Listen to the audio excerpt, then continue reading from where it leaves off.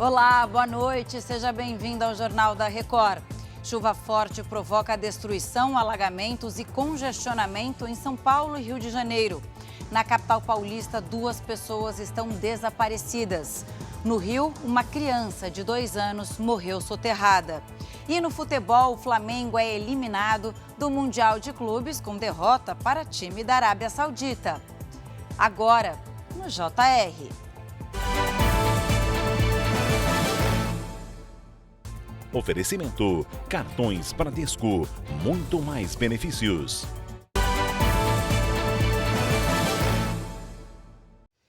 Duas pessoas estão desaparecidas em São Paulo. Elas foram arrastadas pela enxurrada depois que uma forte chuva atingiu toda a região metropolitana. Em Osasco, um homem de aproximadamente 18 anos desapareceu arrastado pela correnteza. Neste vídeo feito com celular, vemos um morador amarrado a uma corda. Ele tenta procurar a vítima antes da chegada dos bombeiros. No Parque São Lucas, na zona leste da capital, outra vítima foi levada pela correnteza. Testemunhas disseram que ele atravessava a passarela com a esposa quando escorregou e caiu no córrego. Segundo os moradores, no momento do acidente, a água do córrego batia quase na altura desta ponte. Aliás, os vizinhos dizem que isso ocorre com frequência. Sempre que chove muito, alaga essa região. A Letícia nos contou que o casal estava indo buscar a filha na escola, justamente antes do córrego começar a transbordar. Eu acordei para buscar minha filha na escola e escutei uma gritaria. Todo mundo gritando, meu Deus, meu Deus, meu Deus. Você olha o rio, tá baixo. Você olha de novo, já tá cheio, já tá passando da ponte. Aí, perigoso. Minha filha vindo da escola aqui pela passarela, perigoso. As buscas pelos desaparecidos serão retomadas nesta quarta-feira pelo Corpo de Bombeiros. A chuva forte causou quase 80 pontos de alagamento pela cidade. O volume alto de água que caiu causou reflexos no trânsito. Na Marginal Tietê, flagramos carros voltando na contramão para escapar da enchente. Caminhoneiros se arriscaram. A cidade bateu recorde de congestionamento no ano, com 431 quilômetros de lentidão, conforme informações da Companhia de Engenharia de Tráfego. Cenas que se repetem. Uma criança de 2 anos morreu após a casa da família dela desabar por causa do temporal que atinge o Rio de Janeiro. A gente vai para lá com o Marcos Marinho. Oi, Marcos, boa noite para você. Mais uma história triste, né? Oi, Camila, boa noite para você. História triste, sim. Essa casa desabou no bairro da Tijuca, na zona norte do Rio de Janeiro. Uma menina de 2 anos morreu soterrada. Os bombeiros já conseguiram resgatar o corpo da criança, mas eles ainda não sabem dizer quantas pessoas estavam neste imóvel. Neste momento, ainda há registros de chuva em diversos pontos da zona norte do Rio de Janeiro. Em São Cristóvão, o volume acumulado de chuva chegou a 62 milímetros em apenas 1 hora. O temporal também afetou o transporte público. Ainda na Zona Norte, o teto de um shopping, o teto de gesso de um shopping desabou. Ninguém ficou ferido. Também houve registros de chuva em municípios da Baixada Fluminense e das regiões metropolitana e serrana do estado do Rio. A previsão da meteorologia é de pancadas de chuva fortes nas próximas horas aqui no estado do Rio. Camila. Tá certo, obrigada, viu, pelas informações. E o presidente dos Estados Unidos, Joe Biden, fez agora há pouco o tradicional discurso de Estado da União. O presidente afirmou que o país saiu mais forte da pandemia e destacou a criação de empregos.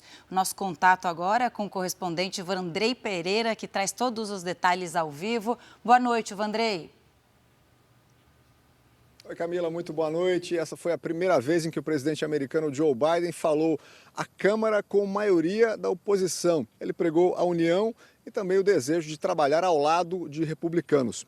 O presidente Biden apresentou os números, destacou os números positivos da economia americana. Segundo ele, foram criados 12 milhões de empregos em 2 anos.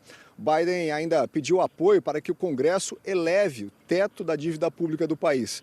Às vésperas de completar um ano da guerra da Ucrânia, ele reforçou a importância do apoio, da continuidade do apoio do país ao governo de Kiev. E disse também que se a China ameaçar a soberania americana, o governo irá agir para proteger os Estados Unidos. Camila. Obrigada. Boa noite, Vandrei. E a Corregedoria do Tribunal Superior Eleitoral rejeitou o pedido do ex-presidente Jair Bolsonaro para retirar a minuta encontrada na casa do ex-ministro Anderson Torres na ação que investiga abuso de poder político. O Matheus Scavazini está por dentro dessa história, né, Matheus? Boa noite. Boa noite para você, Camila. A defesa de Bolsonaro alegava que a inclusão de novos documentos agora deveria ser excepcional, já que o documento obtido nesse momento não estava disponível na data que a ação foi proposta. O corregedor do TSE, ministro Benedito Gonçalves, argumentou que a jurisprudência do TSE estabelece que é permitido esse tipo de inclusão. A decisão mantém a minuta na ação que investiga abuso do poder político e uso indevido dos meios de comunicação pelo ex-presidente nas eleições do ano passado. Camila. Obrigada, Matheus. E subiu para 7.800 o número de mortos no terremoto que atingiu a fronteira entre Síria e Turquia. Milhares de pessoas ainda estão desaparecidas mais de 48 horas após o primeiro tremor. Ao menos outros 100 tremores foram registrados nos dois países. Bombeiros e voluntários vasculham os escombros em busca de sobreviventes. Um bebê de apenas 6 meses foi resgatado. Ele e a mãe, que viviam numa cidade turca, tiveram apenas ferimentos leves. Na Síria, está internada a recém-nascida encontrada sob os escombros. A bebê estava ligada à mãe pelo cordão umbilical. A mulher não sobreviveu. O terremoto de magnitude 7,8 foi o mais forte em 80 anos na região. 23 milhões de pessoas na Síria e na Turquia foram afetadas. O presidente do Banco Central, Roberto Campos Neto, saiu em defesa da autonomia da instituição durante uma palestra nos Estados Unidos. A decisão de manter a taxa básica de juros num patamar elevado tem sido alvo de críticas do presidente Lula. Nos últimos dias, Lula tem afirmado que pode propor que a autonomia do Banco Central seja rediscutida. Hoje, as decisões de Campos Neto não precisam de aval do governo. Vamos ver, então, o que disse o presidente do Banco Central?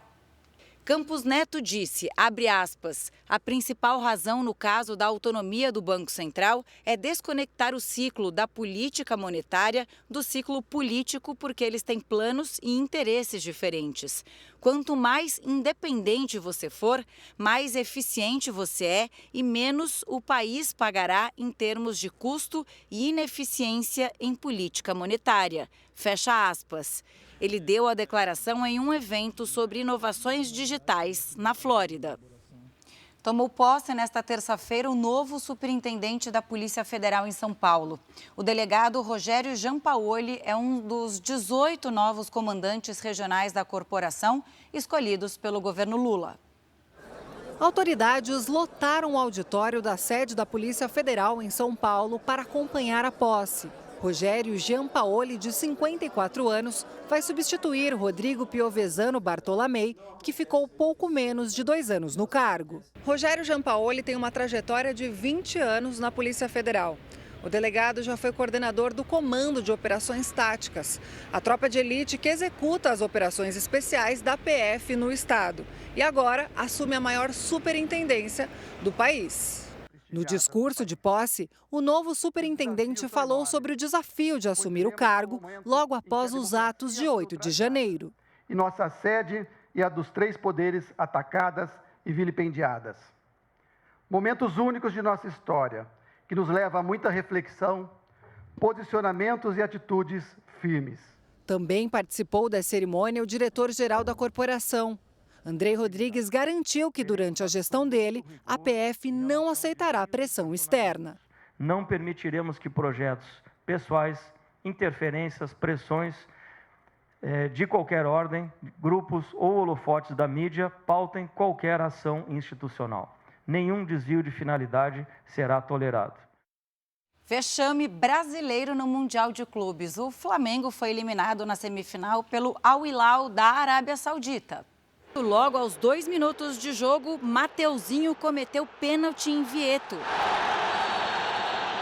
Salem Al-Dawsari cobrou e colocou o Al Hilal em vantagem. O empate do Flamengo veio nesse chute de Pedro. Antes do final do primeiro tempo, o roteiro se repetiu. Pênalti em Vieto. Gerson, que já tinha cartão amarelo, acabou expulso. Salem Al-Dawsari foi para a bola e fez o segundo dele e do Al Hilal. Depois de sofrer 2 penalidades, foi a vez do argentino Vieto marcar. Chute forte, no alto, 3-1. Antes do apito final, Pedro ainda fez mais um, só que era tarde demais. Al Hilal 3, Flamengo 2. Antes de voltar ao Brasil, o time carioca vai disputar o 3º lugar no sábado. Ainda no sábado, o Al Hilal joga a final do Mundial. Este foi o Jornal da Record. Você fica agora com Fala que eu te escuto. Ótima noite para você.